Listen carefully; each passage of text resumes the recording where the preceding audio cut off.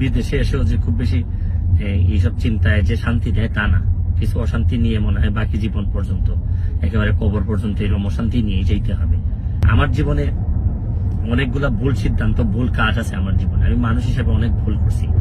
শুরু করিতেছি মহান আল্লাহর নামে, যিনি পরম করুণাময় এবং অত্যন্ত দয়ালু। নিউ ইয়র্কে এসে পৌঁছাইছি। এখন নিজের ভাগনার গাড়িতে করে আমাকে আমার বোনের বাসা থেকে নিয়ে যাচ্ছে আমার মা যে বাসায় থাকেন এই বাসায়। তো থাকতে থাকতে অনেকগুলা মেসেজ পেয়েছি বাংলাদেশ থেকে। যদিও এটা নিয়ে খুবই আমি চিন্তিত ছিলাম, বা কথা বলা দরকার আমি ভাবতেছিলাম। বিভিন্ন কথাবার্তা হয়, এটা আসলে আমি আপনাদের কাছে মানে আল্লাহর হস্তে চাই যে এটা বন্ধ করতে হবে। এটা যদি বন্ধ না করেন, মানে অনেক মানুষের অনেক নির্যাতন হয়, অনেক কষ্ট হয়।